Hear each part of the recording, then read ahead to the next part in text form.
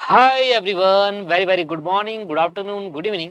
जब भी आप ये वीडियो देख रहे हैं, आज मैं लेकर आया हूँ आपके लिए सीएमए इंटर कॉस्ट अकाउंटिंग की स्ट्रेटेजी जो जून 2024 अटेम्प्ट के लिए एप्लीकेबल है। तो अगर आपका एग्जाम जून 2024 में है तो आपके लिए एप्लीकेबल है। अगर आपका एग्जाम दिसंबर 2024 में है तो आप ये वीडियो मत देखिए, आपके लिए अलग से आएगी दिसंबर के टाइम पर। तो अगर हम बात करें तो टोटल हमारे पास वही 8 क्वेश्चन है। सिमिलर नेचर का कॉन्सेप्ट रहता है हर एक सब्जेक्ट के अंदर। पहले क्वेश्चन हमारा एमसीक्यू बेस्ड है, 15 क्वेश्चन है, हर एक क्वेश्चन 2 मार्क्स का है। हमें रीजन देने की जरूरत नहीं है, हमें सिर्फ टिक करना है, हमें 2 नंबर मिल जाएंगे पहला क्वेश्चन। अब अगर हम बात करें तो यहाँ पर इस बार की स्ट्रेटेजी और बार की स्ट्रेटेजी से डिफरेंट होने वाली है। और कई बार इंस्टीट्यूट क्या करता है, अपने मॉडल टेस्ट पेपर में कहता कुछ है और अपने पेपर में करता कुछ है। बेसिकली लेट सपोज कि मान लो क्वेश्चन नंबर अभी मैं आपको बताता हूं। तो क्वेश्चन नंबर 2 के बी पार्ट में कहां गया भाई, क्वेश्चन नंबर 2 के बी पार्ट में मॉडल टेस्ट पेपर में मटेरियल था दिसंबर 2023 के टाइम में, पहले सेट पे उन्होंने दे दिया लेबर का क्वेश्चन, लेबर टर्नओवर का क्वेश्चन। तो इस तरीके से इंस्टीट्यूट भी अपने मॉडल टेस्ट पेपर पर पूरा 100% बेस्ड नहीं पेपर बनाता, 10% चेंजेस कर सकता है, सिर्फ 10%। मतलब ये नहीं है कि अगर हम मॉडल टेस्ट पेपर के बेस पर अपनी स्ट्रेटेजी मेंटेन कर रहे हैं तो हमारी सारी स्ट्रेटेजी गलत है। नहीं दोस्तों, 10% चेंजेस हो सकते हैं। और वो चेंजेस क्या हो सकते हैं? वो ये हो सकते हैं कि किसी क्वेश्चन में मटेरियल की जगह कुछ और क्वेश्चन ऐड कर दिया हो, या प्रोसेस कॉस्टिंग अगर 5वें नंबर पे देना है तो चौथे नंबर पे दे दो, पर प्रोसेस कॉस्टिंग दे दो, पर देना चेंज कर दो, इधर से उधर कर दो। ये 10% का चेंज है, पर 90% चीजें वही मॉडल टेस्ट पेपर के हिसाब से रहती है। सबसे पहले मैं वो क्वेश्चंस आपको बताता हूं जो कंफर्म्ड उसी जगह पर उसी चैप्टर के क्वेश्चन आने वाले हैं। ठीक है जी, तो मैं आपको कंफर्म क्वेश्चन बताता हूं कि ये क्वेश्चन आएगा और उसी जगह पर ही आएगा। सबसे पहले कॉस्ट शीट, इसका आप कंफर्मेशन ले लो मेरे से, कंफर्म है कि कॉस्ट शीट पहले नंबर पर आएगा। और मैंने 6 से 7 मॉडल टेस्ट पेपर विद 6 से 7 क्वेश्चन पेपर को देखा है, नए सिलेबस के ज्यादातर देख ही लिए है ना। मैक्सिमम टाइम देखा गया है कि कॉस्ट शीट पहले नंबर पे पूछा जाता है। उसके बाद ये सर्विस कॉस्टिंग, ये भी कंफर्म है यहां पर आने का, इसको मैं कंफर्म कर रहा हूं। यहां पर स्टैंडर्ड कॉस्टिंग कंफर्म है,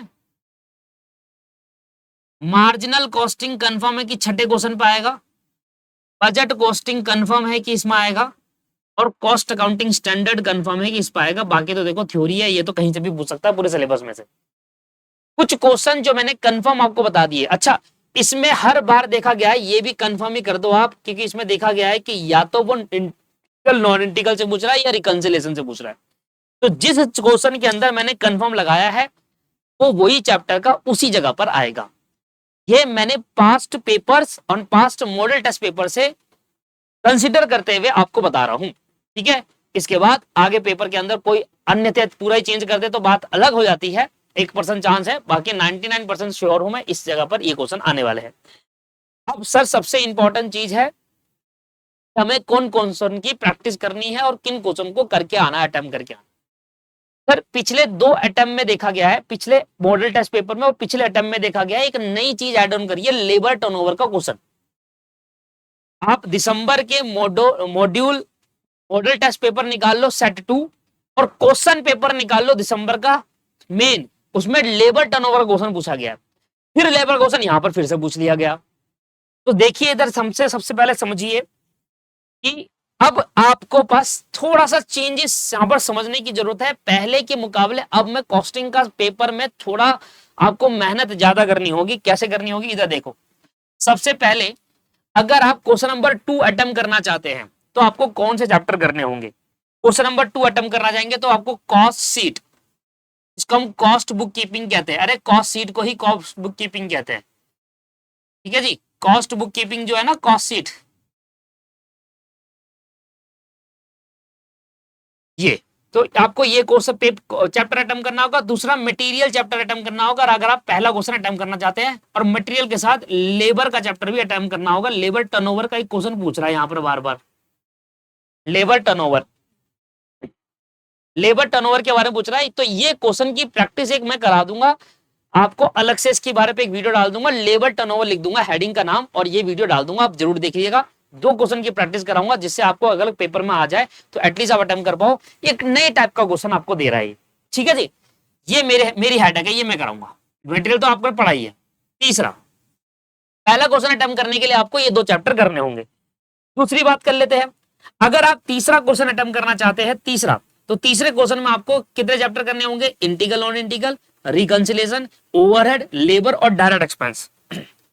तो अगर आप तीसरा क्वेश्चन अटेम्प्ट करना चाहते हैं तो आपको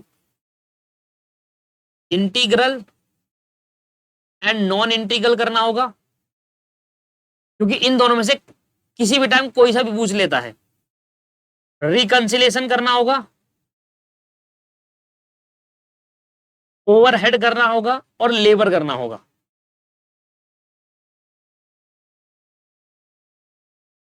तो 6 चैप्टर तो आपको ये करने होंगे अगर आप 2 क्वेश्चन अटेम्प्ट करना चाहते हैं। तो सर इस बार कॉस्टिंग में आपको ज्यादा मेहनत करनी ही पड़ेगी, अदरवाइज और कोई चांसेस नहीं है। आपको आप कहोगे कि मैं ज्यादा छोड़ देता हूं और पेपर की तरह, तो ऐसा नहीं चलेगा इसमें बिल्कुल। तीसरा क्वेश्चन आपको अटेम्प्ट करना है दोस्त। मेरे स्ट्रेटेजी के हिसाब से आप पहला क्वेश्चन अटेम्प्ट करिए, दूसरा करिए और तीसरा करिए। इसके बाद आप आगे आ जाते हैं। देखिए ये वाले जो ऐसे क्वेश्चन है, ये सिंपल क्वेश्चन है। सर्विस आ जाता है, कॉन्ट्रैक्ट आ जाता है, प्रोसेस आ जाता है। ज्यादातर देखा गया है कि कॉन्ट्रैक्ट और सर्विस पूछा जाता है, पर एक दो पेपर में ऐसा देखा गया है कि कॉन्ट्रैक्ट को हटाकर प्रोसेस पूछ लिया गया। और अगर यहां प्रोसेस पूछा है तो यहां जॉइंट एंड बाई प्रोडक्ट पूछ लिया, otherwise joint and byproduct process आ रहा है। तो मतलब प्रोसेस कॉस्टिंग या तो यहां आ जाएगा या यहां आ जाएगा, यहां नहीं आ रहा तो यहां आ जाएगा, तो यहां जॉइंट एंड बाई प्रोडक्ट आ जाएगा। या कॉम्बिनेशन ऐसा होगा कि जॉइंट एंड बाई प्रोडक्ट और कॉन्ट्रैक्ट कॉस्टिंग का रहेगा, प्रोसेस या कॉन्ट्रैक्ट या जॉइंट कॉन्ट्रैक्ट या प्रोसेस, इस तरीके से रह सकता है। तो अगर आप फोर्थ क्वेश्चन अटेम्प्ट करना चाहते हैं, जो मेरे अनुसार आपको करना चाहिए, चौथा बीच में सर्विस और कॉन्ट्रैक्ट आपको करना होगा। देखिए सर्विस कॉस्टिंग करना होगा, कॉन्ट्रैक्ट करना होगा और प्रोसेस करना होगा। और अगर आप प्रोसेस कर रहे हो, प्रोसेस, तो प्रोसेस यहां भी पूछ सकता है। तो यहां पर आ गया तो आपको ये वाला अटेम्प्ट करना पड़ेगा, समझ रहे हो ना। प्रोसेस कॉस्टिंग करा, उसने प्रोसेस कॉस्टिंग 5वें नंबर पे दे दिया। अगर 5वें नंबर पर उसने प्रोसेस कॉस्टिंग, तो 5वां अटेम्प्ट करने के लिए आपको 5वें का बी भी अटेम्प्ट करना है, तो स्टैंडर्ड को भी आपको अटेम्प्ट करना पड़ेगा। और जॉइंट एंड बाई प्रोडक्ट,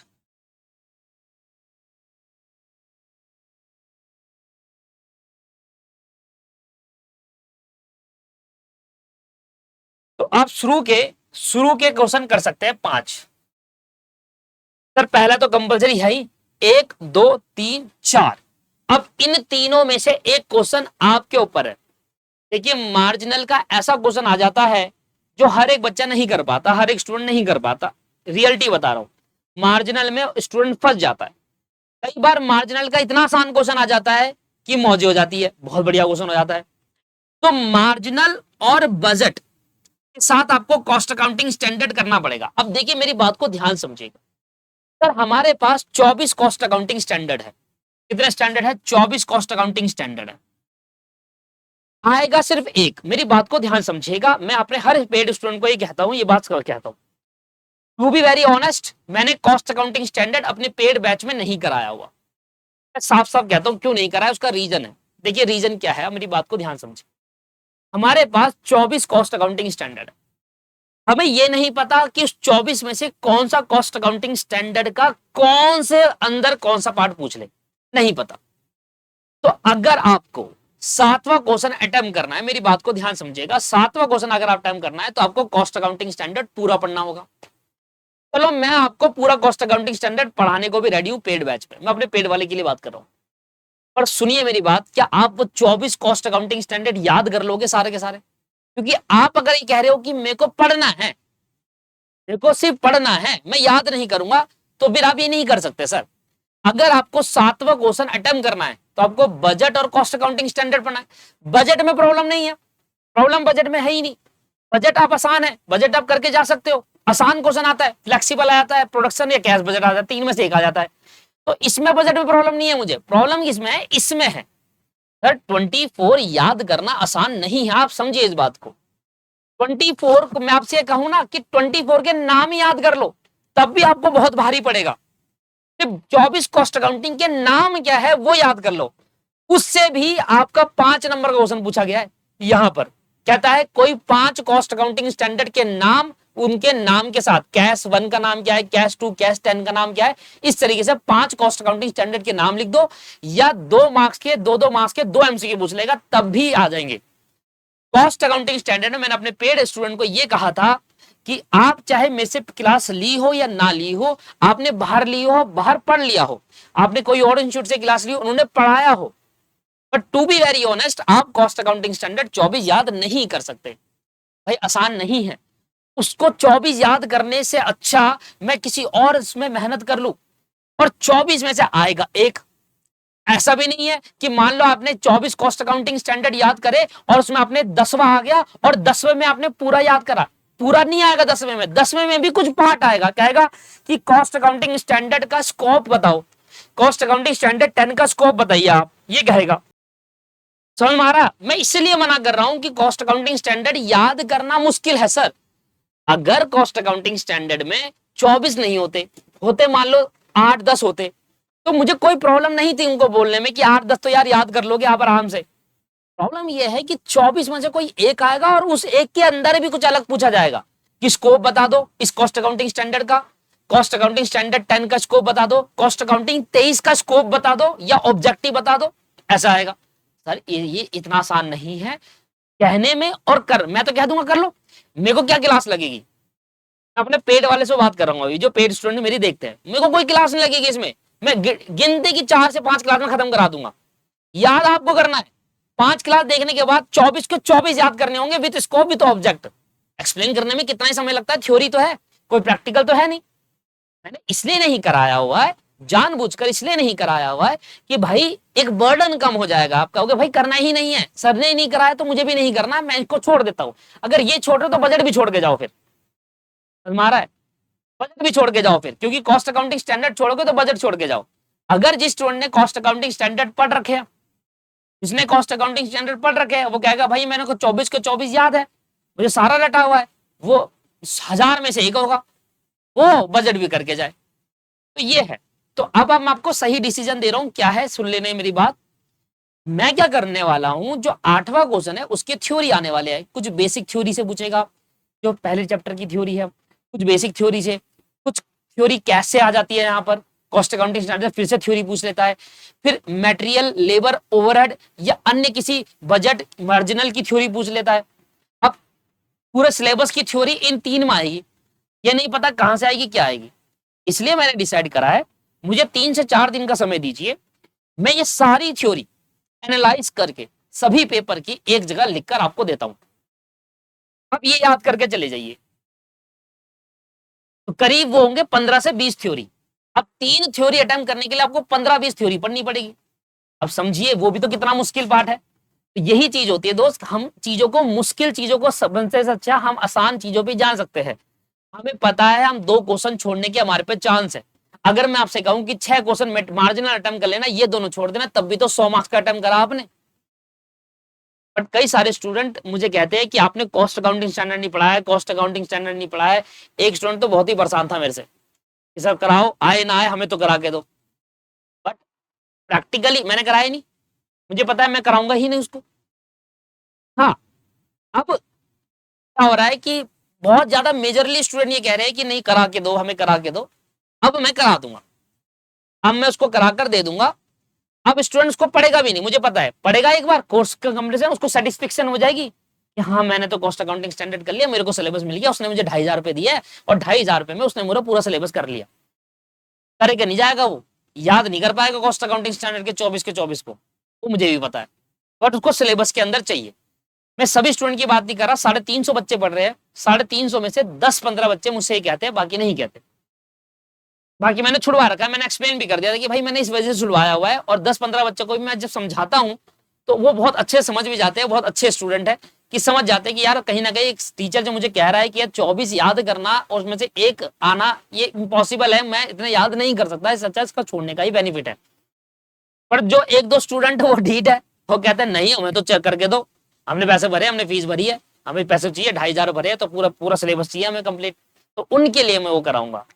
ठीक है, बाकी अभी के लिए मेरी स्ट्रेटेजी के अनुसार देखिए, अगर आपने कॉस्ट अकाउंटिंग स्टैंडर्ड, जो बाहर के स्टूडेंट है, मैंने अभी अपने स्टूडेंट से बात करी, क्योंकि मैं एक साथ स्टूडेंट से बात तभी कर सकता हूं क्योंकि सभी स्टूडेंट इस वीडियो को देखते हैं, तो इसलिए समझाना पड़ता है इसमें। और बाकी स्टूडेंट को भी जो कहीं और से पढ़े हुए, जिन्होंने पढ़ लिया है, आपको ही पता है आपने किस तरीके से पढ़ा होगा कॉस्ट अकाउंटिंग स्टैंडर्ड। इतना मतलब इतना अच्छा टॉपिक नहीं है कि बहुत मजा आता होगा कॉस्ट अकाउंटिंग स्टैंडर्ड पढ़ने में। नॉर्मल चीज है कि क्या चीज ऐड होनी चाहिए, क्या चीज माइनस होनी चाहिए, किस चीजों में ध्यान देना है, ये कॉस्ट कैलकुलेट करते में क्या ध्यान देना है, क्या क्या चीजें ऐड करनी है, ये सब चीजें होती है। इतना ही मजा नहीं आता होगा। तो जिन्होंने बाहर पढ़ लिया है 3 4 5 क्लासेस के अंदर, वो भी कहेंगे भाई छोड़ने का ही बेटर है, क्योंकि आपको नहीं पता। आप मॉडल टेस्ट पेपर उठा लो, पीछे के पास्ट पेपर उठा लो, कॉस्ट अकाउंटिंग स्टैंडर्ड 24 है, 24 में से कोई एक पूछेगा और उस एक के अंदर भी कुछ बहुत सारे कॉन्सेप्ट होते हैं, उसमें से पूछेगा। It is not possible to learn all the 24 cost accounting standard. इसलिए इसको बेटर है कि हम इसको छोड़ दे और उसके साथ वाला क्वेश्चन भी छोड़ दे। तो 7th क्वेश्चन मैंने आपको रखा है, जो मेरे पेड स्टूडेंट है उनके लिए है। 7वां क्वेश्चन आप छोड़ के जाएंगे। फिर भी अगर आप कहते हो कि यार सर मेरे को ना मार्जिनल नहीं आ रहा, मैं एक चीज बता रहा हूं, और मेरे को मार्जिनल नहीं आ रहा मेरे पेपर में, बेटा मुझे मार्जिनल कॉस्टिंग नहीं आया समझ में, मुझे थ्योरी है सारी थ्योरी नहीं आ रही, तो मुझे मजबूरी 7वां क्वेश्चन अटेम्प्ट करना पड़ेगा। उसमें आप एक काम कर सकते हैं, आप बजट वाला पार्ट पढ़ के चलिए आइएगा। बजट वाला पार्ट पढ़ने के जाने का फायदा ये हो जाएगा कि बजट चैप्टर आसान सारा कराया हुआ है मैंने। बजट चैप्टर आसान है, किसी भी इंस्टीट्यूट को बजट चैप्टर कभी नहीं छोड़ता, कहीं से भी पढ़ लो, आप किसी भी इंस्टीट्यूट से पढ़ लो, बजट चैप्टर हर कोई कराता है। तो बजट चैप्टर अगर आप करके जाते हैं, पेपर में आया, अगर आपसे मार्जिनल क्वेश्चन नहीं आ पा रहा, आपको ये नहीं आ पा रहा, तो ये दोनों छोड़ने पर कितने नंबर जाएंगे? 14 मार्क्स का ये गया, 14 मार्क्स का ये गया, तो हटा दो। अब हमारा को अगर 7वां क्वेश्चन में अगर हम बजट अप्लाई कर लेंगे तो एटलीस्ट 7 नंबर तो मिल जाएंगे ना हमें। 7 ही तो गया, तो मतलब 93 मार्क्स का तो अटेम्प्ट करा आपने। आपने कॉस्ट अकाउंटिंग स्टैंडर्ड ही छोड़ा होगा, 93 मार्क्स अटेम्प्ट कर लोगे। मान लो आपने 6ठा क्वेश्चन और 8वां क्वेश्चन नहीं करना, या आपने ऑप्शनल में छोड़ दिए, तो अब आपको मजबूरी 7वां अटेम्प्ट करना पड़ेगा। तो 7वें में आपने अगर बजट अटेम्प्ट कर लिया तो 7 नंबर तो अटेम्प्ट कर लिए ना 14 में से, तो कितने नंबर कटे? 7 ही तो कटे। तो मतलब 100 में से 93 का तो कर लिया। अब 93 से अगर मैं आपसे ये एक्सपेक्ट करूं कि 60 ले आओ, तो ला सकते हो? 93 में 60 वो भी नहीं आते दोस्त, वो भी नहीं आते। इसलिए कोशिश करें। देखिए मैं आपको कोई गलत सजेशन कभी नहीं दूंगा। मैं अगर मेरा पेपर होता ना, मैं भी कॉस्ट अकाउंटिंग स्टैंडर्ड नहीं पढ़ के जाता। टू बी वेरी ऑनेस्ट, मैं नहीं पढ़ के जाता कॉस्ट अकाउंटिंग स्टैंडर्ड, क्योंकि मुझे पता है उसमें पढ़ने में, याद करने में समय लगेगा, और जो मैंने याद करा इसका कोई भी भरोसा नहीं है कि पेपर के मैं जब बैठा हूं तब मुझे वो चीज याद आ जाए, क्योंकि ये थ्योरेटिकल है। इसके चक्कर में मैं बाकी चीजों को भूल जाऊंगा। इसलिए मैं बाकी चीजों में मैंने कहा यहाँ पर लेबर टर्नओवर का क्वेश्चन आ रहा है, एक लेबर टर्नओवर के लिए क्वेश्चन पूछा गया पिछले टाइम में, उसके मॉडल टेस्ट पेपर में भी था। मैंने आपसे कहा ये छोड़ दो, मैंने आपसे खुद कहा कि ये मैं खुद कराऊंगा, क्योंकि ऐसे क्वेश्चन नए टाइप के क्वेश्चन आ रहे हैं जो कि सिलेबस के अंदर आपको दिखेगा नहीं। बहुत ही रेयर है कि एक क्वेश्चन मिल जाए तो मिल जाए, पूरी बुक के अंदर नहीं मिलेगा लेबर टर्नओवर का, बहुत रेयर होगा। 1 2 क्वेश्चन मिल गया। तो ये छुपा हुआ क्वेश्चन है जो आ जाता है पेपर के अंदर और स्टूडेंट नहीं कर पाता। तो मैंने खुद कहा ना कि ये मैं करा दूंगा लेबर टर्नओवर का, मैं 2 क्वेश्चन प्रैक्टिस करा दूंगा, एक वीडियो बनाऊंगा जिसमें लेबर टर्नओवर का एक्सप्लेन करूंगा, उसी में 2 क्वेश्चन कराकर आपको इतनी अच्छी प्रैक्टिस करा दूंगा जिससे अगर पेपर में उसी टाइप का क्वेश्चन आता है तो एटलीस्ट आप अटेम्प्ट कर पाए। क्योंकि आ रहा है ना, इसलिए पहले नहीं आता था तो नहीं कराया था, अब आ रहा है तो मुझे इस पे और फोकस करना पड़ेगा। हाँ तो ये भी रहा है, पर मैं इसको मना कर रहा हूं क्योंकि वो चीज है नहीं याद करने वाली। ये करने पर 7 नंबर आ जाएंगे, पर ये करने पर 7 नंबर नहीं आएंगे आपके, क्योंकि या तो पता होता कि क्या आने वाला है, मैं वही याद करके जाता। ठीक है, तो मेरा स्ट्रेटेजी के अनुसार आप, अगर आप रिस्क नहीं लेना चाहते तो क्या करो पेपर में? अगर आप रिस्क नहीं लेना चाहते तो मैंने आपको बता दिया 6 क्वेश्चन, 5 क्वेश्चन कौन से अटेम्प्ट करने हैं, 1 2 3 4 5, जो कंपलसरी आपको पेपर में तय करके जाना है, मुझे अटेम्प्ट करना है। फिर भी आप रिस्क नहीं लेना चाहते तो 2 काम आपको करना है, बजट करके जाना है, बैकअप प्लान के लिए बजट करके जाना है, और कुछ इंपॉर्टेंट क्वेश्चंस मैं दूंगा आपको कॉस्ट अकाउंटिंग स्टैंडर्ड के, 3 4 दिन में वीडियो डालूंगा, उसकी पीडीएफ आपको बता दूंगा कहां पर मिलेगी। तो कुछ इंपॉर्टेंट क्वेश्चन मैं दूंगा, उन इंपॉर्टेंट क्वेश्चन को याद करके जाएंगे, जिससे इन क्वेश्चन में देखो 1 2 3 4 इनमें आपके वो क्वेश्चन फंसने को तैयार हो जाएंगे, फंस सकते हैं, मतलब आने के चांसेस हो सकते हैं कि मान लो जो इंपॉर्टेंट क्वेश्चन मैंने दिया उसमें से 8वां आ गया, 8वें के तीनों आ गए, तो बेटर हो गया। हम कोई भी एक क्वेश्चन ऊपर का छोड़ेंगे, 8वें के तीनों अटेम्प्ट कर लेंगे, क्योंकि थ्योरी लिखना में अपने हिसाब से अच्छी बनाकर लिख सकते हैं आप। तो ये पूरा स्ट्रेटेजी के अनुसार मैंने काम किया हुआ है। दूसरे से लेकर छठा क्वेश्चन कंपलसरी आपको प्रैक्टिस करके जाना है। रिस्क नहीं लेना चाहते तो बजट की प्रैक्टिस कर लेना। इसमें 3-4 बजट है वो कर लेना। 3 बजट है, कैश बजट, फ्लेक्सिबल बजट और क्या कहते हैं, सॉरी, कैश बजट हो गया, फ्लेक्सिबल हो गया, आपके पास एक प्रोडक्शन बजट हो गया आपके पास। एक और था यार, मेरे ध्यान से निकल गया। कैश बजट हो गया, फ्लेक्सिबल हो गया, प्रोडक्शन, एक और था मेरे ध्यान में नहीं आ रहा, वो आपको यहां पर करके जाना है। इनके लिए मैं 1 2 3 4 इंपॉर्टेंट क्वेश्चन थ्योरी दूंगा। और मेरी इंपॉर्टेंट क्वेश्चन थ्योरी का मतलब है 1-2 तो फंसेंगे, ये तो फंसेंगे। तो देखिए सर, ये पूरी स्ट्रेटेजी मैंने आपके लिए बनाई है और बड़ी मेहनत लगती है इसको बनाने में। आप वीडियो को ज्यादा से ज्यादा शेयर करिए और लाइक करिए और जरूर सब्सक्राइब करिए हमारे चैनल को, जिससे आप बने रहे। जो भी आपको मैं अगली वीडियो डालूंगा, जैसे इंपॉर्टेंट क्वेश्चन के डालूंगा, अगर फाइनेंशियल अकाउंटिंग का मिल जाता है मुझे इंपॉर्टेंट क्वेश्चन, क्योंकि थ्योरेटिकल पार्ट फाइनेंशियल में कम है, फिर भी मैं फाइनेंशियल अकाउंटिंग के जो इंपॉर्टेंट क्वेश्चन है वो भी आपके प्रोवाइड करूंगा। पर कॉस्टिंग का मेरा मेजरली कंसर्न रहेगा कि कॉस्टिंग को मेरे को इंपॉर्टेंट क्वेश्चन देने हैं, क्योंकि इसमें 4 क्वेश्चन पूछे गए, 1 2 3 4, और कुछ क्वेश्चन से थ्योरी भी आ सकती है, एमसीक्यू भी आ सकते हैं, वहां पर भी आ सकते हैं। तो काफी अच्छी वेटेज है इंपॉर्टेंट क्वेश्चन की। तो ये मैं आपको अलग से बनाकर दूंगा, जो मैं बनाया नहीं है, पर अब बनाना मैं स्टार्ट कर दूंगा। इसके लिए मुझे 3 से 4 दिन का समय चाहिए। ठीक है जी, 15 मई से पहले पहले वीडियो आपके पास आ जाएगी और इंपॉर्टेंट क्वेश्चन का पीडीएफ मिल जाएगा। आप उसको धीरे धीरे याद कर सकते हैं स्टडी मैट की लैंग्वेज में। स्ट्रेटेजी समझ में आ गई। अब आप अपने अनुसार स्ट्रेटेजी में ऊपर नीचे कर सकते हैं। कोई चीजें आपको लगता है कि नहीं, मार्जिनल मेरे को सही नहीं लग रहा, मैं काम करता हूं, मैं 8वें फोकस करूंगा या 7वें फोकस करूंगा, तो वो आप कर सकते हैं। या कोई और आपको समझ नहीं आ रहा तो उस पर फोकस कर सकते हैं। एटलीस्ट 90% भी पेपर आप अटेम्प्ट करके आते हो, अच्छा पेपर माना जाता है दोस्त। 90 का अटेम्प्ट करना, अटेम्प्ट कर लो, 10 छोड़ दो कोई बात नहीं, 90 का अटेम्प्ट कर लो ना, आपने अच्छा करा है। 90 अटेम्प्ट करने पर अगर आपके मान लो 30 नंबर भी गए तो तब भी 60 नंबर आराम से, 30 नंबर बहुत होते हैं। 30 नंबर का मतलब है आपको 2 बड़े बड़े क्वेश्चन पूरा 0 आ जाना, 14 मार्क्स 14 मार्क्स, मतलब कोई भी 2 क्वेश्चन में आपके कुछ नंबर नहीं आए, 0 आए, बाकी में आपके नंबर अच्छा है, पर कोई भी 2 क्वेश्चन में, मतलब 2 क्वेश्चन ही 4 हो गए, 1 2 3 4, 4 क्वेश्चन चारों गलत हो गए, तब जाके 30 नंबर कटेंगे। तो वो पॉसिबिलिटी है 30 नंबर कटने की। तो 90 भी अटेम्प्ट करते हो ना आप, तो 60 इजी आता है, इजीली आ जाता है। पर मैं ये कहूंगा नहीं कि 90 अटेम्प्ट करके जाओ, मैं कहूंगा कि आप प्रैक्टिस तो 100 से ज्यादा नंबर की करके जाओ, बट आप अपने अनुसार क्या अटेम्प्ट करना है क्या नहीं करना, वो वही पेपर के टाइम पे हम डिसीजन लेते हैं कि हम तो भाई मटेरियल करके गए, अब मटेरियल का ऐसा क्वेश्चन आ गया जो हमसे हो ही नहीं रहा, तो हमें अपनी स्ट्रेटेजी को वहीं से घुमानी पड़ेगी और कोई दूसरा क्वेश्चन देखना पड़ेगा, है ना। उस टाइम बात अलग होती है, यहाँ बात अलग है।